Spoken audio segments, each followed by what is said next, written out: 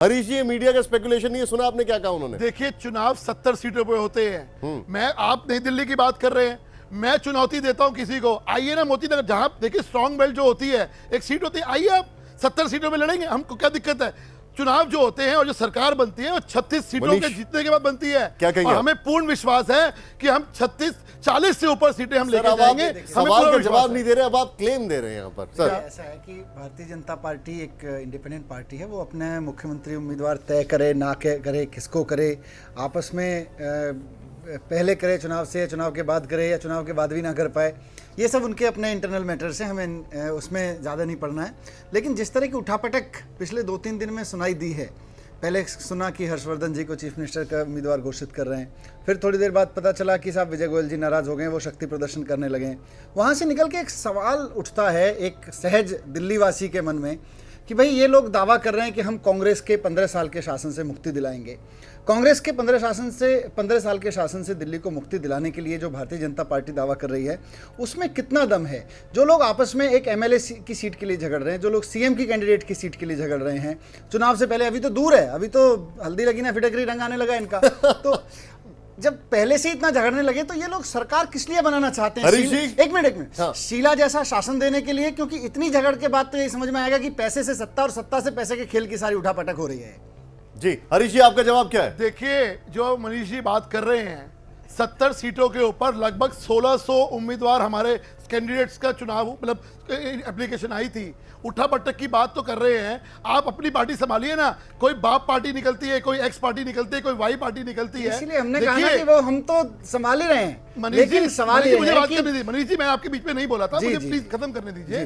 तो जब स्वाभाविक होता है कि हर सीट के ऊपर 10 कैंडिडेट 15 कैंडिडेट जब आते हैं तो चुनाव करना वाकई मुश्किल होता है। क्योंकि आज भारतीय जनता पार्टी की वेव चल रही है दिल्ली के अंदर, आज एक बदलाव की नीति चल रही है। 15 साल के कुशासन से लोग तंग आ चुके हैं, तो एक स्वाभाविक होता है कि जो जीती हुई पार्टी जो नजर आ रही है कि जीत रहे हैं, उसमें कैंडिडेट्स हमेशा ज्यादा होते हैं।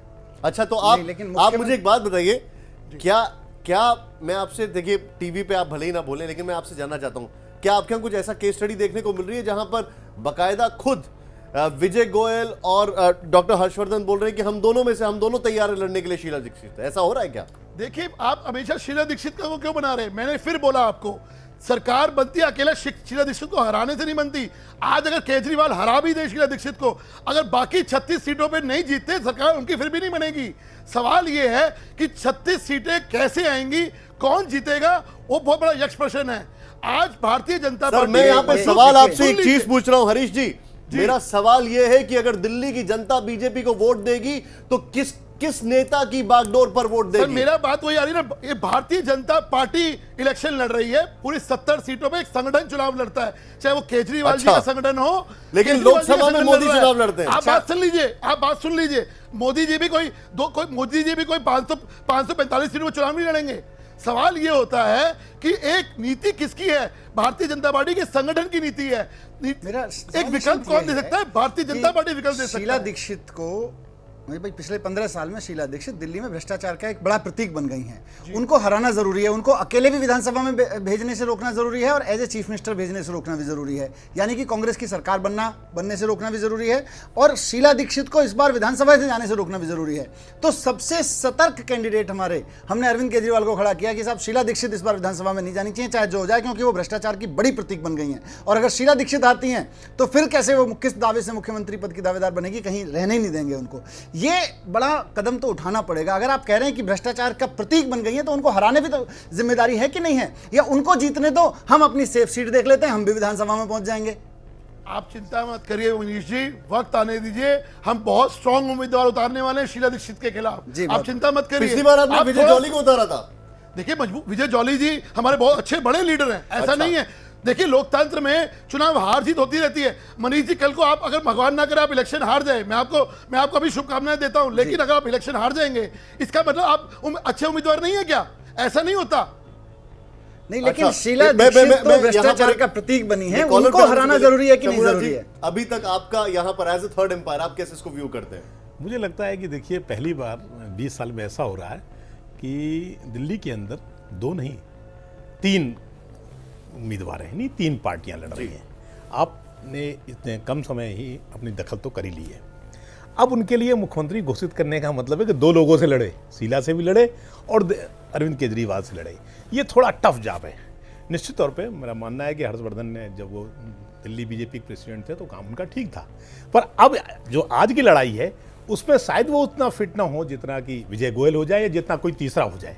तो ये अभी तय नहीं कर पा रही बीजेपी कि हम किसको अपना मुख्यमंत्री का दावेदार तय नहीं कर पा रही है, ये वाकई में स्ट्रेटेजी लग रही है। आपको क्या लग रहा है? मुझे लगता है तय नहीं कर पा रही है, तय नहीं कर पा रही है। इससे पहले मैं आगे बढ़ूं अपने दर्शकों को, एक यहाँ पर बहुत इंटरेस्टिंग यहाँ पर आपको कुछ शॉट्स दिखाना चाहूंगा, जरा ध्यान से देखें, क्योंकि गुजरात से मेरे साथ एक कॉलर है, उनके पास जाने से पहले जरा ध्यान से देखें स्क्रीन पर। ये देखिए यहाँ पर पीएम के जो दावेदार हैं उस पर टिक लग चुका है। सीएम के जो हैं, ये बड़ा खूबसूरत इत्तेफाक है कि मेरे प्रोड्यूसर राहुल ने फोटो भी चुन के लगाया। विजय गोयल जी के चेहरे पर वाकई में थोड़ा परेशानी दिख रही है। हर्षवर्धन जी पिछली बार जितना हारना था हार चुके हैं, इस बार इनके पास he has nothing to lose only to gain. तो शायद यहाँ पर उनके चेहरे पर मुस्कुराहट भी है, मुस्कुराहट भी है, और यहाँ पर एक क्वेश्चन मार्क भी है। ये अपने आप में एक बड़ा ही इंटरेस्टिंग फैक्ट है कि आपने पीएम पद के लिए डिक्लेयर कर दिया, लेकिन सीएम पद के लिए अब 2 महीने में चुनाव सामने खड़ा हुआ है। अभी तक आपके यहाँ वह पो चल रही है और आप ये बोल रहे हैं कैटेगोरिकली हमारे यहाँ कोई दिक्कत नहीं है। बहरहाल गुजरात से, क्योंकि बात मोदी जी की हुई है, गुजरात से कॉलर है दिनेश जी, बताइए आपका फैसला क्या है? सर अभी ये पीएम के लिए जब चल रही है बात जी, अभी जो भी है, जो नरेंद्र मोदी साहब आज 12 साल से गुजरात के अंदर जी जो आ रहे हैं, जी 12 साल से जो गुजरात के अंदर चल रहे हैं और अभी भी चुनाव में उनका विजय हुआ है, तो जैसे भी आएंगे उनका आज पूरे भारत के अंदर देखा ही भी जा रहे हैं, तो उनका मनोबल बराबर पब्लिक भी दे रही है, जैसे पूरे मनोबल मिल रहा है। तो वैसे भी भाजपा का जो दिनेश भाई मुझे एक बात बताइए, दिनेश भाई जब सौदा पे आएंगे, दिनेश भाई मैं एक चीज जानना चाहता हूँ। सब वो चल रहा है सर। दिनेश भाई मुझे एक चीज बताइए, आप कि पीएम पद का उम्मीदवार तय कर दिया आपने, लेकिन सीएम पद का नहीं किया, ये कहां तक बात सही है? पद के लिए उम्मीदवार अभी दिल्ली में भी है, तो वो जैसे दिल्ली का चलेगा। हेलो, हाँ। कैसे चलेगा? अभी मोदी का थोड़ा प्रभाव पड़ेगा, तब जाके पता चलेगा क्या क्या है वो सब। अच्छा। वो इतने कहने से कि कुछ भी करेंगे अच्छा करेंगे, हमको गुजरात में। आपने जो पॉइंट रेज किया, मैं सीधे ये अतुल सिंगल से हमारे जो सहयोगी हैं ब्यूरो चीफ है, उनसे मैं पूछूंगा, क्या बीजेपी इस इन फाइटिंग के बाद, मेरा ये बहुत बड़ा सवाल इसलिए है क्योंकि अभी तक इन फाइटिंग की जो खबरें आ रही हैं, जिस तरीके से डिक्लेरेशन डिले हो रहा है, उससे लगता है कि इन फाइटिंग है, क्या उससे बचने के लिए बीजेपी मोदी फैक्टर पर रिलाई कर रही है दिल्ली में भी?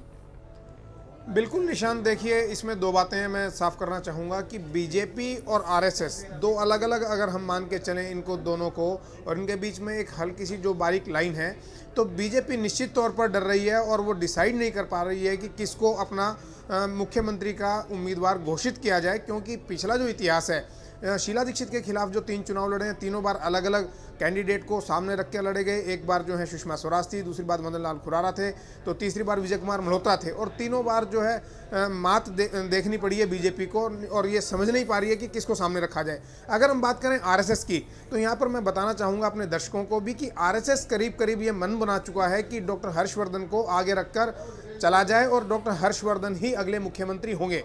जैसा कि मोदी जी के मामले में हमने देखा कि मोदी जो आरएसएस की पसंद थे, लेकिन बीजेपी दो राहे पर खड़ी थी कि अब क्या किया जाए, तो वही करीब करीब स्थिति इस वक्त देखने को मिल रही है। बीजेपी खुद डिसाइड नहीं कर पा रही है और वो एक रिस्क मानकर चल रही है कि कैसे इस मामले में आगे बढ़ा जाए, क्या किसी चेहरे को पेश किया जाए या नहीं किया जाए। लेकिन मुझे ये लगता है निशांत की जो अल्टीमेटली जो चलेगी वो आरएसएस की चलेगी, और आरएसएस जैसे निर्देश देगा बीजेपी को वो मानना पड़ेगा। निशांत जी, आप जो बता रहे, मेरे साथ एक कॉलर जुड़े हो अभी, नारायण यादव, जालना, महाराष्ट्र से। नारायण जी, क्या फैसला है आपका? जी नारायण जी, नारायण जी क्या फैसला है आपका? हाँ सर, हमारा फैसला तो ये है कि बीजेपी जो कर रही है अभी, तो वो, हाँ हेलो सर, जी, मेरा मैं ये फैसला है कि जी। अभी जो बीजेपी कर रही है, तो वो तो सिर्फ वोटों के हिसाब से कर रही है। अच्छा, नहीं, मैं आपसे ये जानना चाहता हूं कि सीएम का जो कैंडिडेट है उसका डिक्लेयर होना चाहिए कि नहीं होना चाहिए नाम? सर मेरे को साफ सुनाई नहीं दे रहा है। मैं कह रहा हूं जो मुख्यमंत्री पद का उम्मीदवार होगा, जो उसका नाम का ऐलान होना चाहिए कि नहीं होना चाहिए? हाँ, नाम का ऐलान तो बिल्कुल होना चाहिए सर। बराबर, बहुत बहुत शुक्रिया हमसे बातचीत करने के लिए आपका। मैं सीधे चलता हूं, मेरे साथ कांग्रेस के जेपी अग्रवाल जी इस वक्त जुड़ चुके हैं। क्या कहेंगे आप? पहला सवाल ये, ना तो शीला दीक्षित जी के सामने उतारने वाला चेहरे का नाम आ रहा है, अब सीएम कैंडिडेट का नाम नहीं आ रहा है, क्या लग रहा है आपको? वाकई में नहीं है। जो कद उनका है माननीय मुख्यमंत्री जी का, जिस तरह से उन्होंने दिल्ली में काम किया है, तो इनके पास उनके बराबर का कोई चेहरा है भी नहीं, हो भी नहीं सकता। वैसे मुझे एक बात बताइए कि क्या बीजेपी में जो अंतरकलह की खबरें आ रही हैं, क्या आप इस पर यकीन करते हैं? कांग्रेस इस पर सोचती क्या है? खुद ही आपको भी मालूम है कि ये आज आप तो आज कह रहे हो, हम तो रोज इनका तमाशा देखते हैं, रोज इनके झगड़े देखते हैं। कोई किसी के अधीन काम करने को तैयार नहीं है। नहीं, लेकिन इससे क्या आपको फायदा होगा? किसी से फायदा नहीं उठाना। हम इतने मजबूत हैं, हमारे काम दिखते हैं, हमारा व्यवहार दिखता है, हमारे जो पॉलिसीज हैं वो दिखती हैं, हमारे डेवलपमेंट के काम दिखते हैं। फिर हमें क्या मुकाबला करना है किसी से? हम अपनी जगह हमारे आप जो बता रहे सर, मैं आप जो काम करने की बात कर रहे हैं, मैं यहाँ पर एक स्टैटिस्टिक्स आपको बताना चाहता हूँ। अरविंद का इंटरव्यू मैंने लिया था पिछले हफ्ते, और मैं चाहूंगा मेरे पूरे पैनल को यहाँ पर दिखाया जाए। और बड़ी इंटरेस्टिंग बात ये निकल के आई थी कि मुख्यमंत्री शीला दीक्षित की कॉन्स्टिट्यूएंसी में प्रेसिडेंट हाउस से सिर्फ 2 किलोमीटर की दूरी पर महिलाएं चौथे माले तक, 4th फ्लोर तक पानी की बाल्टियां उठाकर भरकर लेके जाती हैं, और वो भी सुबह 4 बजे उठती है। मनीष, थोड़ा इंसिडेंट बताइए वो हमारे दर्शकों को। देखिए, कई सारी ऐसी सरकारी कॉलोनीज हैं नई दिल्ली इलाके में जहाँ की शीला दीक्षित जहाँ से एमएलए हैं, और वो दिल्ली जल बोर्ड की चेयरमैन भी हैं। ये कह के मैं बताता हूँ कि सुबह 4 बजे महिलाओं को उठ के लाइन में लगना पड़ता है नीचे उतर के। वो चाहे चौथे माले पे रहती हों या दूसरे तीसरे माले पे रहती हों, उनको नीचे पहले आके बाल्टी लेके लाइन लगाना पड़ता है, फिर उनके घर के लिए पानी मिलता है। और ये शीला दीक्षित की कॉन्स्टिट्यूएंसी, शीला दीक्षित की अपनी कॉन्स्टिट्यूंसी में पिछले 15 साल से शीला दीक्षित दिल्ली जल बोर्ड की चेयरमैन भी हैं और वहाँ की मुख्यमंत्री भी हैं, वहाँ के एमएलए भी हैं और दिल्ली के मुख्यमंत्री भी हैं। इस सब के बावजूद अगर वो अपनी कॉन्स्टिट्यूंसी में सरकारी कर्मचारियों तक को ये फैसिलिटी नहीं दे पा रही हैं, तो कहाँ क्या हो रहा होगा? आज आधी दिल्ली प्यासी पड़ी हुई है, पानी के लिए त्राही त्राही कर रही है, कुछ उम्मीद नहीं है अब उनसे। सोचिए, ये हाल है मुख्यमंत्री की कॉन्स्टिट्यूएंसी का, और वो बात करते हैं डेवलपमेंट की। हरीश जी, शो को वाइंड अप करने का मेरे लिए वक्त आ गया है। मैं आपसे एक चीज जानना चाहूंगा। अब ये बड़ा सरल सा सवाल है सर, चुनाव के बाद ऐलान होगा या चुनाव के पहले ऐलान होगा? देखिए, मैंने आपको फिर मैं रिपीट करता हूं कि इसका फैसला संसदीय बोर्ड करता है, और आपको बहुत जल्दी बता दिया जाएगा कि हम चुनाव से पहले करेंगे या बाद में करेंगे। अच्छा, ये भी आप बताएंगे कि पहले करेंगे बाद में करेंगे? लेकिन एक बात स्पष्ट है, इस 15 साल के कुशासन से दिल्ली की जनता वाकई त्रस्त आ चुकी है, और दिल्ली की जनता जानती है कि कोई सही विकल्प है तो भारतीय जनता पार्टी सही विकल्प है, क्योंकि हमने 1993 से लेके 98 तक सर बहुत अच्छा शासन दिया, भ्रष्टाचार लेकिन उसके बाद 15 साल तक वापस नहीं आ पाए। देखिए, उसके कारण अलग है, उसके कारण बहुत अलग है। लेकिन दिल्ली के अंदर कोई अगर मेट्रो लेके आया तो भारतीय जनता पार्टी की सरकार लेके आई। मेरे शो का पर्पस यहाँ पर वो नहीं था जो हम लोग एंड अप कर रहे हैं। कि नहीं, मैं समझ सकता हूँ सर, मैं समझ सकता हूँ। मैनिफेस्टो भी पढ़ लेंगे हम लोग। बहुत बहुत शुक्रिया हमसे बातचीत करने के लिए आपका, बहुत बहुत शुक्रिया, आपने समय निकाला हमारे लिए। मनीष, आपका भी बहुत बहुत शुक्रिया। शंभुनाथ जी को मैं जाने नहीं दूंगा क्योंकि अभी उनकी मुझे बहुत जरूरत है। अतुल सिंघल जी, बहुत बहुत शुक्रिया। लेकिन अपने सभी दर्शकों को बता दें, आप कहीं मत जाइए, लापता है बीजेपी के कैंडिडेट का नाम, कौन होगा सीएम।